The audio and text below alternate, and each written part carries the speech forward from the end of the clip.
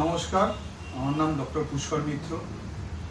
As a pediatrician আমরা যখন practice করি, আমরা বাচ্চার পরিবারের লোকের কাছে, পেরেন্টসদের কাছে কিছু কিছু প্রশ্নের সম্মুখীন হই যে ডাক্তারবাবু, আমরা তো গভর্নমেন্টের এই ভ্যাকসিনগুলো নিচ্ছি, আর কি কি ভ্যাকসিন প্রাইভেটে নিতে পারি, সেই নিয়ে আলোচনা করার জন্য আমি আজ এই ভিডিওটা বানাচ্ছি।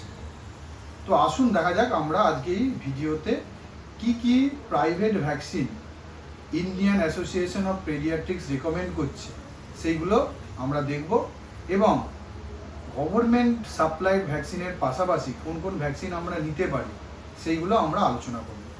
তো আমরা যখন আমাদের এই ফাইলে আমরা আইএপির যে ভ্যাকসিন রেকমেন্ডেশন সেটার চার্টটা আমরা পুরো দিয়ে রেখেছি, ঠিক আছে। এখানে আমরা যদি ভালো করে লক্ষ্য করি, ঠিক আছে, আমরা কিছু কিছু ভ্যাকসিন এইখানে যেমন আইএপি রেকমেন্ডেশন আছে, তেমন সরকারি যে ভ্যাকসিনেশন সেন্টারগুলো সেখান থেকেও আমরা পেয়ে যাই বাচ্চাদের জন্য। কিছু কিছু ভ্যাকসিন প্রাইভেটে আমরা আরও এক্সট্রা নেওয়ার জন্য রেকমেন্ড করি। তার মধ্যে 1 নম্বর হলো এই influenza vaccine, 2 number typhoid conjugate vaccine, 3 number hepatitis A vaccine, 4 number varicella vaccine, 5 number HPV vaccine. এবার কখন আপনারা ভ্যাকসিনটা নেবেন, কেন নেবেন, এইগুলোকে আপনাদের জানতে হবে। প্রথম কথা, আপনারা যেমন সরকারি ভ্যাকসিনগুলো নিচ্ছেন, আমরা জন্মের সময় সরকারি ভ্যাকসিন নিতে পারেন। যদি জন্মের সময় সরকারি ভ্যাকসিন না নিতে পারছেন, সেটা আপনারা যে কোনো নার্সিংহোম বা প্রাইভেট নার্সিংহোম যেগুলোতে হচ্ছে বাচ্চা ডেলিভারি, সেখানে আপনারা প্রাইভেট হিসেবে নিতে পারেন। পরবর্তীকালে 1.5 মাস, 2.5 মাস, 3.5 মাসের যে ভ্যাকসিনেশনগুলো সেইগুলো আপনারা সরকার থেকে পেয়ে যাচ্ছেন। এরপর যখন বাচ্চার 6 মাস বয়স হচ্ছে, সেক্ষেত্রে আমাদের ইন্ডিয়ান একাডেমি অফ পেডিয়াট্রিক্স বলছে ইনফ্লুয়েঞ্জা ভ্যাকসিনটা নিতে। ইনফ্লুয়েঞ্জা বেসিক্যালি একটা ভাইরাস জ্বরের জন্য ভ্যাকসিন, যার ডিটেল ভিডিও আমি পরে আলোচনা করব। এরপর আমরা কি বলছি, ইনফ্লুয়েঞ্জা ভ্যাকসিনটা কখন কখন নেবেন। 6 মাসে নেবেন, 1 মাস, মিনিমাম 1 মাস পর একটা বুস্টার দিতে হয়।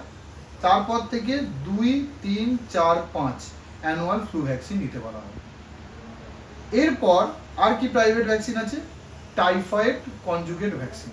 আমরা টাইফয়েড জ্বরের নাম শুনেছি, যেটা একটা জলবাহিত রোগ। এরও ডিটেল ভিডিও আমি পরে বানাবো, কেন ভ্যাকসিনটা নিতে হবে, কখন নিতে হবে। সেই ভ্যাকসিনটার রিকমেন্ডেশন হচ্ছে 6 থেকে 9 মাসের মধ্যে হলে ভালো।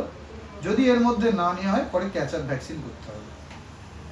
এরপর আর একটি প্রাইভেট ভ্যাকসিন আছে, হেপাটাইটিস এ ভ্যাকসিন, যেটা আমরা 12 মাসের পর নিতে বলি, মানে 1 বছরের পর।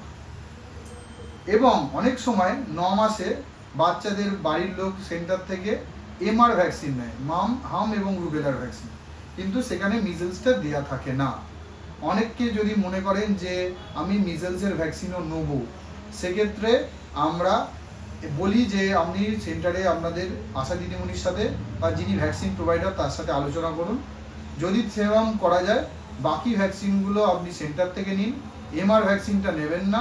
সেই এমআর ভ্যাকসিনটা বাইরে আপনি প্রাইভেট এমএমআর হিসেবেও নিতে পারেন, যেটার পরেও আবার একটা বুস্টার ডোজ দেওয়া হতে পারে। এরপর আসি আর কি প্রাইভেট ভ্যাকসিন পেতে পারেন, সেটা হচ্ছে ভ্যারিসেলা ভ্যাকসিন। ভ্যারিসেলা মানে চিকেন পক্স, যেটা রিকমেন্ডেশন হচ্ছে 15 মাসের পর থেকে। এবং এরপরে 18 থেকে 19 মাসের পর হেপাটাইটিস এর বুস্টার এবং চিকেন পক্স বা ভ্যারিসেলার বুস্টারটা নিতে হয়। তো আমরা দেখলাম যে কি কি আমাদের প্রাইভেট ভ্যাকসিনেশন আছে। এবার বাড়ির লোকের মধ্যে একটা প্রশ্ন থাকে যে আমরা কি ওই সময় ভ্যাকসিনটা নিতে হবে। ব্যাপারটা এরকমই না। এই সময় আমরা রেকমেন্ডেশন বলছি যে এই সময়ের পর থেকে নেন। আপনি এই সময়ের আগে নিতে পারবেন না, পারলে ওই সময় নিন, বা আমরা যে ডেটটা দেবো সেই ডেটের একটু পরে নিতে পারেন। যদি খুব লেট হয়ে যায়, তাহলে বাচ্চার জন্য, যে ধরুন একটা 3 বছরের বাচ্চা আছে, যে কোনো প্রাইভেট ভ্যাকসিনই নেই, তার ক্ষেত্রে কিছু ক্যাচআপ ভ্যাকসিনেশনের একটা শিডিউল করা আছে, যেটা আপনারা যদি আসেন সেটা আমরা আপনার সাথে আলোচনা করব। জাস্ট এই ভিডিওটা আজকে বানানোর কথা এই জন্যই যে প্রত্যেকে বাড়ির লোকে এসে বলেন যে আপনি কি কি ভ্যাকসিন প্রাইভেট নিতে পারেন।